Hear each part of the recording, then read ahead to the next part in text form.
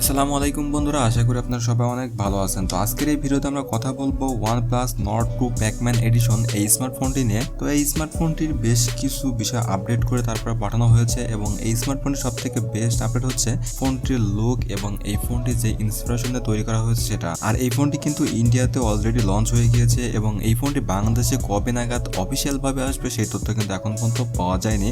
তবে আপনারা আনঅফিসিয়াল ভাবে কিন্তু এই ফোনটি বাংলাদেশ বাজারে পেয়ে যাবেন এবং ফোনটির প্রাইস সম্পর্কে জানা গিয়েছে ফোনটি ইন্ডিয়ান বাজারে প্রাইস রাখা হয়েছে 37,999 রুপি, যেটি কিনা বাংলাদেশে আসলে 42 থেকে 35,000 টাকার মধ্যে হতে পারে যদি অফিসিয়াল প্রাইস হয়। আর এই ফোনটি যদি আপনারা আনঅফিসিয়াল ভাবে ক্রয় করেন সেক্ষেত্রে এর প্রাইসটা অনেকটা কম হতে পারে। তো তার আগে আপনাদের কাছে এই ফোনটি সম্পূর্ণ স্পেসিফিকেশনগুলো তুলে ধরার চেষ্টা করব। আর যারা এখন আমাদের চ্যানেল সাবস্ক্রাইব করেন, সাবস্ক্রাইব করার পরে আমাদের সম্পূর্ণ ভিডিওটি ওয়াচ করুন এবং এই ফোনটি সম্পর্কে ইন ডিটেইলস তথ্যগুলো জেনে নিন। আমরা যদি এই ফোনটির ডিজাইন অ্যান্ড বিল্ড কোয়ালিটির কথা বলি, এই ফোনটিতে আপনারা প্লাস্টিকের ফ্রেম পেয়ে যাবেন এবং ব্যাক সাইডে আপনারা গ্লসি ফিনিশিং করা পেয়ে যাবেন, যেখান থেকে ফোনটির লুকটা অনেক সুন্দর এবং এখানে আপনারা বেশ কালার রিফ্লেকশন দেখতে পারবেন।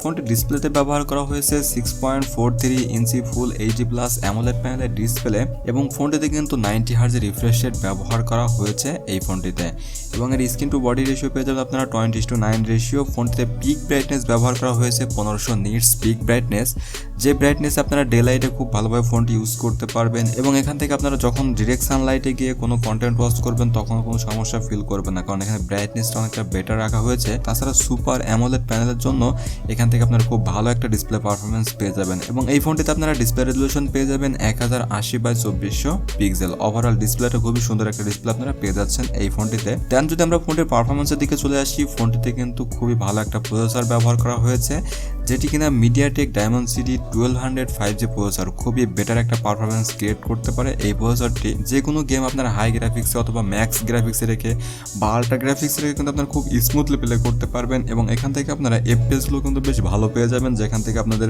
গেমগুলো খুব ভালো পারফরমেন্সে আপনারা খেলতে পারবেন। এবং এখান থেকে কিন্তু সিপিইউ ব্যবহার করেছে অক্টোকরের একটি সিপিইউ। ফোনটিতে র্যাম পেয়ে যাবেন 12GB এবং স্টোরেজ পেয়ে যাবেন 256GB।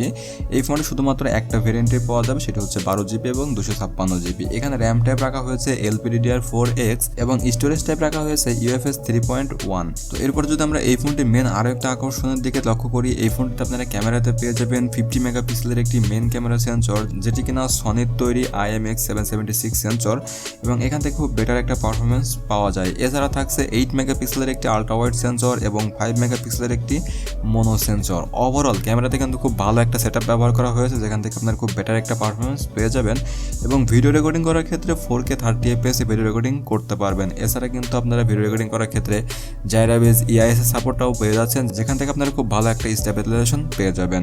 ফোনটিতে সেলফি ক্যামেরাতে ব্যবহার করা হয়েছে 32 মেগাপিক্সেলের একটি সেলফি ক্যামেরা, সেন্সরটাও বেশ বড় এবং এখান থেকেও বেশ ভালো একটা পারফরমেন্স আপনারা পেয়ে যাবেন। তবে এখানে একটা আশ্চর্যজনক বিষয় হচ্ছে ফোনটিতে কিন্তু অবশ্যই সেলফি ক্যামেরাতেও 4K সাপোর্ট করতে পারতো, কিন্তু এখানে তারা সেলফি ক্যামেরাতে 1080p সাপোর্টেড দিয়েছে, হয়তো বা কোনো আপডেটের মাধ্যমে এটা ইমপ্রুভ করতে পারে। তবে এখানে 4K রেজলিউশনে ভিডিও করতে পারলে বেশ ভালো হতো যদি সেলফি ক্যামেরাতে অপশনটা থাকতো। তবে মোটামুটি ক্যামেরা সেটআপ নিয়ে আপনারা বেশ ভালো একটা পারফরমেন্স পেয়ে যাবেন OnePlus Nord 2 প্যাকম্যান এই ফোনটি থেকে। দেন যদি আমরা ফোনটির ব্যাটারি নিয়ে কথা বলি, ফোনটিতে আপনারা পেয়ে যাবেন 4500 মিলিঅ্যাম্পিয়ারের ব্যাটারি এবং এই ব্যাটারিকে চার্জ করার জন্য 65 ওয়াটের একটি ফাস্ট চার্জার ব্যবহার করা হয়েছে এবং 65 ওয়াটের এই ফাস্ট চার্জার দিয়ে আপনারা মাত্র 1 ঘন্টার মধ্যে ফোনটিকে ফুল চার্জ করে নিতে পারবেন। তো ওভারঅল সবগুলো বিষয় লক্ষ্য করে দেখা যায় ফোনটির সমস্ত স্পেসিফিকেশন এবং এই ফোনটির কোয়ালিটি কিন্তু খুবই বেটার রাখা হয়েছে। তাছাড়া ফোনটি মূলত প্যাকম্যানের উপর ডিপেন্ড করে তৈরি করা হয়েছে। তো আপনারা যারা প্যাকম্যানের অনেক ফ্যান আছেন তারা এই ফোনটি অবশ্যই নিতে পারেন। আর ফোনটি যেটা বলেছি, ফোনটির প্রাইস ইন্ডিয়াতে রাখা হয়েছে 37,999 টাকা, বাংলাদেশে হয়তো বা 42 থেকে 45,000 টাকার মধ্যে আপনারা পেতে পারেন আনঅফিসিয়াল ভাবে। তো বন্ধুরা, এই ছিল আমাদের আজকের ভিডিও। তো ভিডিওটা আপনাদের কাছে কেমন লেগেছে অবশ্যই কমেন্ট করে জানাবেন। অবশ্যই চ্যানেলটি সাবস্ক্রাইব করে পাশে থাকা বেল বাটনটি অল করে দিবেন। এরকম নতুন নতুন ভিডিও আমরা প্রতিনিয়তই আপলোড করে থাকি আমাদের এই চ্যানেলে। তো ভালো থাকুন, সুস্থ থাকুন, কথা হবে নেক্সট কোনো ভিডিও।